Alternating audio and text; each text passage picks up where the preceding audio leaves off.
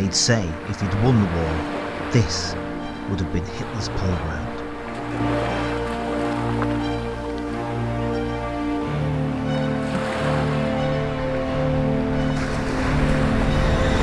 Like many towns and cities across the country, Blackpool was certainly not going to fall to the might of the Nazis, with the threat of the invasion turning up at any point of the Fylde coast.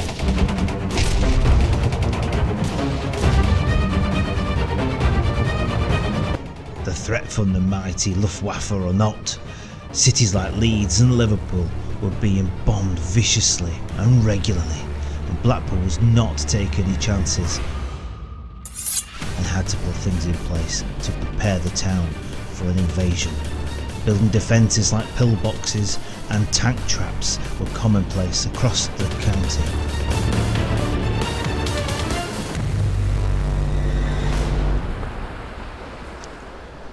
A series of square concrete posts just lining the edge of the promenade and footpath at Russell suggest that tank traps were installed here, as just behind was a training ground for many of the troops to practice shooting in preparation for the invasion.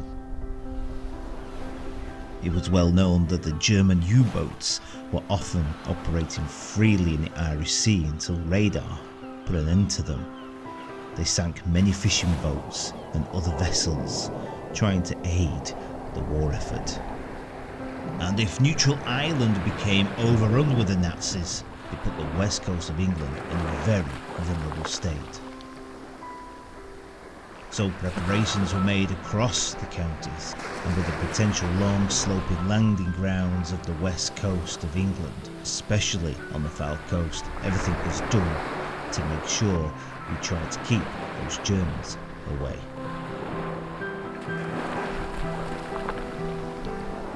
Many government departments moved here during World War II, and Blackpool had two airports. One was based at Squires Gate, the other was at Stanley Park. And thousands of troops were trained here from all the different camps across the Fylde coast. I remember my grandma telling me that troops quite often would catch the tram down at Squires Gate when they used to camp at Pontins, get in the trams, trundle along the Fylde coast up towards here in Russell to use the available shooting ranges for practice.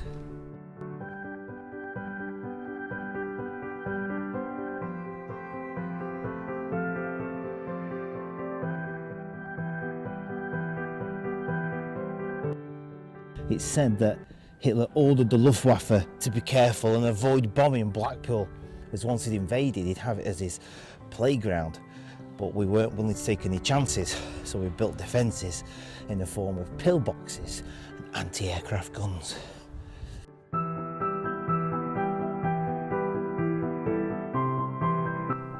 Hidden in the undergrowth about a mile east from the tank traps lies an abandoned, forgotten pillbox. Exactly what it was defending is unsure, but its ghost remains there beside the caravan site and one of the main roads to Fleetwood.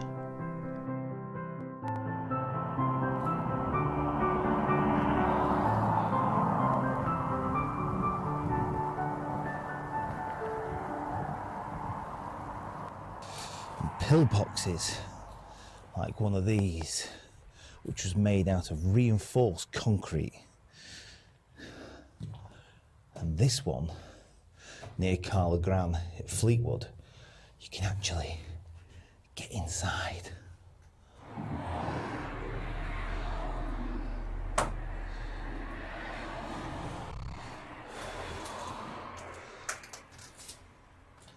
Don't think I'm the only person that's been inside this box recently. It smells, it's dark, it's full of rubbish. But to think that these were built sometime around 1940 and they're still here today, solid as a rock. It's amazing to get inside. And there's more of these across the Fylde coast. In fact, I think there's 7 that still exist. This being one of them.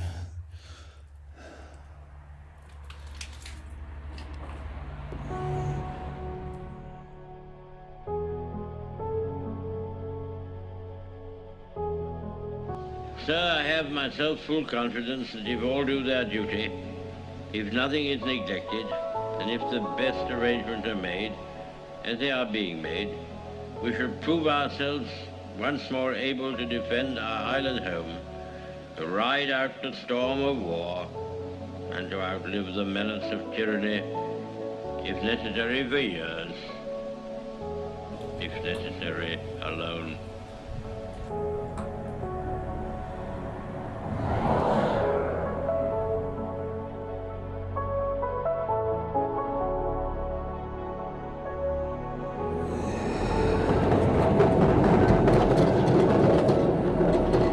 Just to defend and protect the troops here in Bispam. How many people know that these shelters here, these doors, were air raid shelters, part of a plethora of shelters, 1,500 that were built along the Fylde coast just to protect not only the troops but the civilians living on this patch of land.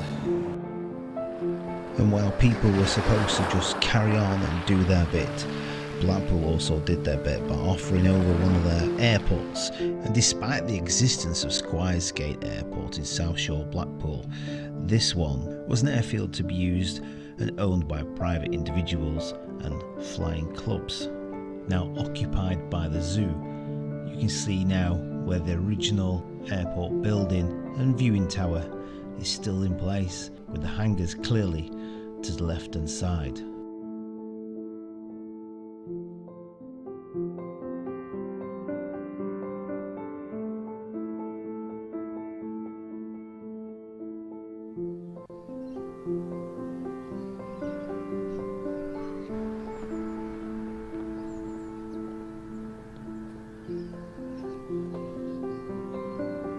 The airfield was requisitioned at the start of the war and initially used by the Royal Air Force No. 3 Technical Trailing, which used various types of ground aircraft, including the Armstrong Whitworth Whitleys, which were dispersed around the airfield boundary.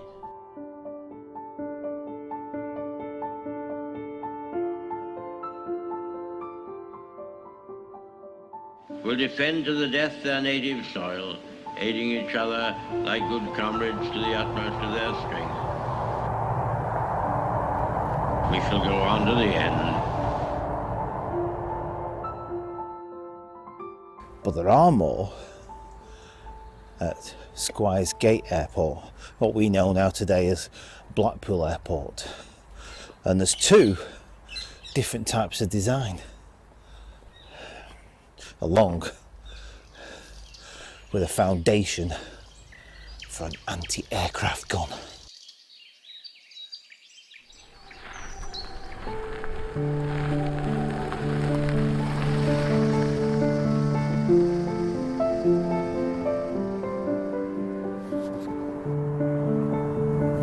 Like the one at Carla Ground, unlike the one that's Stanley Park, this one you can get inside. It's going to have a butcher's.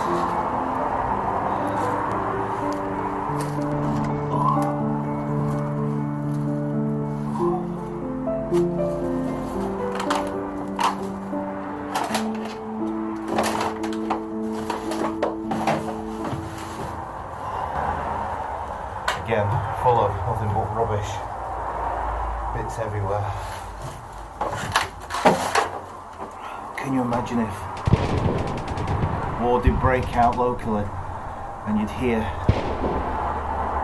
the firing of all the weapons and guns, the ricochet out of this, the sounds that must have come from here, if that was the case, or any of them around the country, must have been absolutely deafening.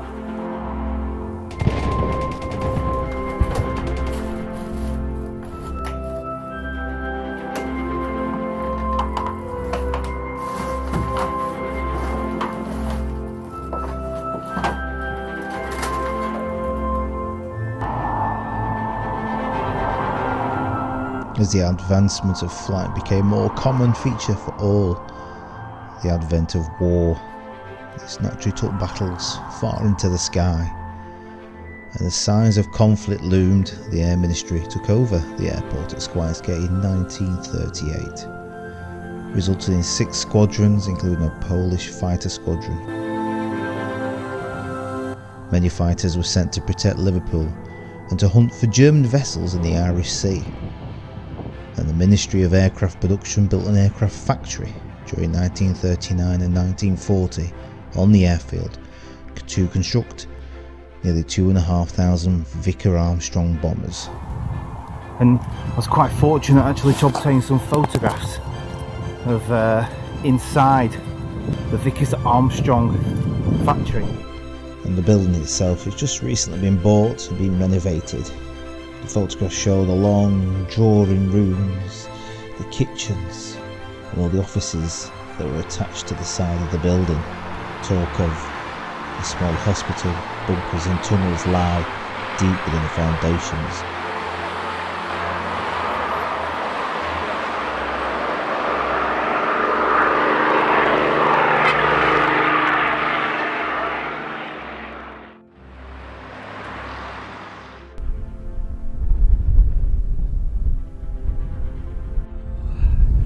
With the airport just being over there, with all the pillboxes that were poised in place to defend the area, obviously the Luftwaffe decided to bring themselves in, which they did. They used to fly around the area regularly and bomb the local vicinity, especially on the way back from Liverpool. Anti-aircraft guns were definitely the order of the day. For many years as a kid I've played around here and on this. Never actually knew what it was until about 10 years ago when I did some inquiries. And to think that this is the foundation to an anti-aircraft gun. And it isn't just here that they were about, they're all over the show. There was even some in Anstall that were just there to attack the enemy, what come may, to protect what we really wanted to keep to ourselves.